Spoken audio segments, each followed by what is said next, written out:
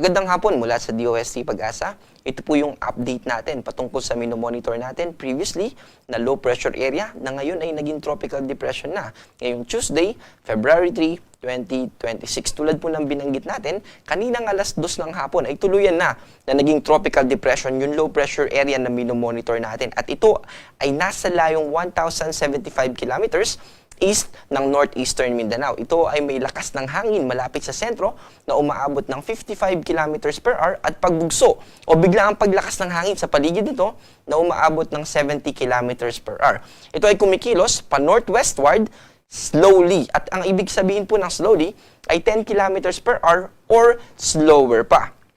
At sa ating forecast track na ipapakita natin sa susunod na slide ay mas makakaapekto ito sa mga susunod pa na araw. Samantala, ito namang hanging amihan ay patuloy pa rin na nakakaapekto at nagdadala ng malamig na temperatura sa malaking bahagi ng northern part ng ating bansa. At bukod sa malamig na temperatura na dala nito, ay meron din itong mga kaulapan, lalo na dito sa Cagayan Valley region, na posibleng magdulot ng mga light rains o mga pag-ambon.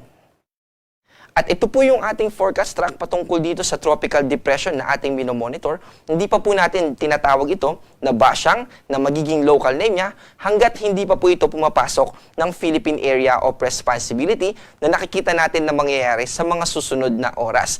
Also, advisory pa rin po yung ating inilabas. Magiging bulletin po yung ilalabas din natin pagpasok niya dito sa Philippine Area of Responsibility. At base sa ating forecast track, yung tropical depression niya na category ay mananatili hanggang bukas.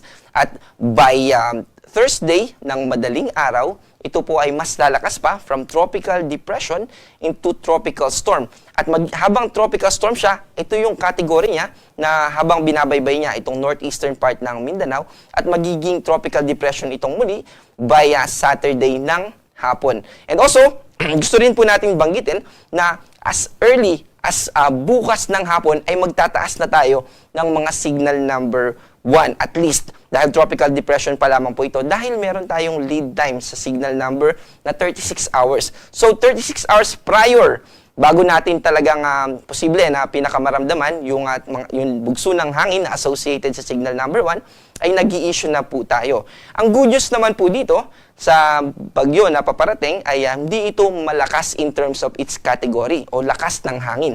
At ang nakikita natin dito sa ating forecast track ay hanggang tropical storm lamang. Ibig sabihin hanggang signal number 2 lamang. Pero yung mga kaulapan na associated dito, yung mga magfo-form na kaulapan na makakaapekto sa mga kababayan natin, lalo na dito sa Northern Mindanao, sa buong Visayas, ay makakaapekto pa rin sa atin. At mamaya po ipapakita natin yung amount ng forecast ng rainfall na ating ipapakita para sa mga susunod na araw. Also, gusto rin po natin i-note, no, by Sunday, ito yung time na kung saan ito ay nasa Sulusi at ito yung time din na kung saan pinakamalapit ito dito sa Metro Manila. Ibig sabihin, kahit na tropical depression siya, yung mga kaulapan, yung tinatawag natin na trough or yung extension ng kaulapan na associated dito sa tropical depression, ay posibleng umabot at magdulot ng maulap na kalangitan dito sa Metro Manila. Tutulong din po yan para mas tumaas yung tsansa ng mga pag-ulan. At bukod sa Metro Manila, kasama po dyan yung Calabarzon region, Mimaropa region, and of course,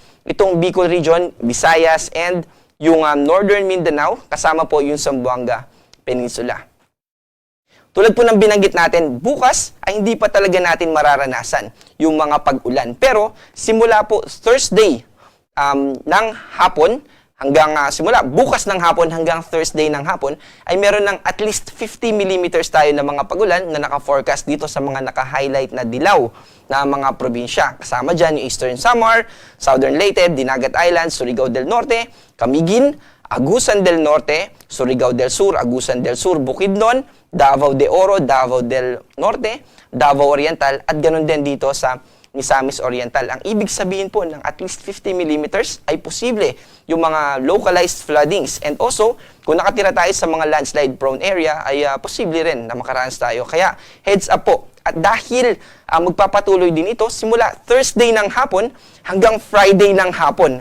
Hanggang 3 days po kasi yung ating weather advisory. At this time, ay nandito na po banda. Itong magiging tropical storm po siya at tatawagin din natin siyang basyang. Andito na somewhere dito sa pagitan ng Mindanao and Visayas itong bagyo. Kaya mas malaking lugar na yung mga naka-forecast natin na makakaranas ng at least 50 millimeters na mga pag-ulan. Para naman sa magiging lagay ng ating panahon bukas, mananatili pa rin yung epekto ng hanging amihan at ang agwat ng temperatura dito sa Metro Manila sa ating pong forecast ay 22 to 30, sa Tuguegarao naman ay 18 to 29 at sa Legazpi ay 25 to 29. Dito naman sa Palawan, kasama yung Visayas at Mindanao, magiging cloudy po bukas dito sa Northern Mindanao kasama yung Zamboanga Peninsula, ganun din dito sa Davao Region at dito rin sa Caraga Region, kasama rin yung Central and Eastern Visayas. Ibig sabihin ay mataas po yung tsansa ng mga pag-ulan dahil yan sa extension ng kaulapan nito nga bagyo na ating minomonitor. Agwat ng temperatura dito sa Zamboanga ay 24 to 32, sa Cebu naman ay 26 to 29 at sa Davao ay 24 to 33.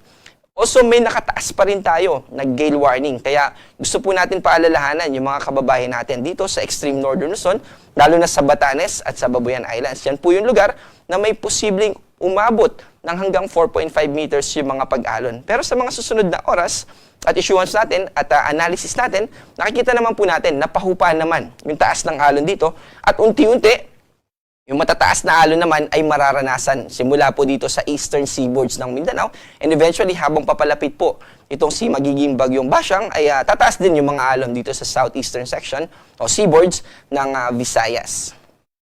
Dito naman sa ating forecast para sa susunod na 3 araw simula Huwebes hanggang Saturday dito sa mga piling lugar sa ating bansa, sa Metro Manila ay magiging okay pa rin po yung weather natin hanggang Friday. Pero by Saturday, dahil po dun sa binanggit natin na paglapit nitong bagyo, ay magiging maulap na at relatively mas mataas na yung tsansa ng mga pagulan dito sa Metro Manila. Sa Baguio City naman ay dahil malayo po ito sa dadaanan nitong bagyo, ay mananatili po na amihan yung makaka-apekto sa atin. Pero sa Legazpi, as early as Friday, ay magiging maulap na po at mataas na yung tsansa ng pagulan natin hanggang sa mga susunod na araw. Dito naman sa Kabisayan, sa Metro Cebu, ay magiging maulap po simula Thursday hanggang Saturday. Dito na ganun din dito sa Tacloban. Pero sa Iloilo, dahil nasa western section pa ito, banda ng Visayas, ay mas may delay lang na 1 araw. Sa Thursday, okay pa rin yung magiging weather natin, amihan pa rin.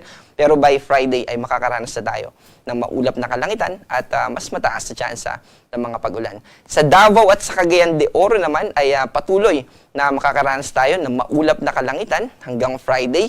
Sa Cagayan de Oro naman ay hanggang Saturday. Dito sa Davao, habang binabaybay po nitong bagyong si magiging Basyang, habang papasok ito dito sa ating kalupaan, yung Davao naman po ay unti-unti mababawasan na at magkakaroon na tayo ng improvement sa ating weather condition. Mababawasan din yung chance ng mga pagulan, lalo na by Saturday onwards, hanggang sa weekends and even hanggang next week. Sa Zamboanga City naman ay maaapektuhan po tayo by Friday mainly. And nakikita din po natin sa ating analysis na by sa next week ay may posibleng surge na naman ng amihan. Kaya posible po na ito ay mag-contribute din sa mas mababang temperatura. At ito rin yung tutulong para mas humina itong si bagyong magiging tatawagin natin na Basyang. So yung isusupply niya na dry air ay tutulong para hindi na ito mas lumakas pa. At eventually, tulad nung pinakita natin kanina, babalik na ito sa tropical depression and eventually ay magiging low pressure area hanggang sa ito ay malusaw next week. Ang ating araw ay lulubog mamayang 5:56 ng hapon at muling sisikat bukas ng 6:24 ng umaga. Ako po si John Manalo, ang panahon ay nagbabago, kaya maging handa at alerto.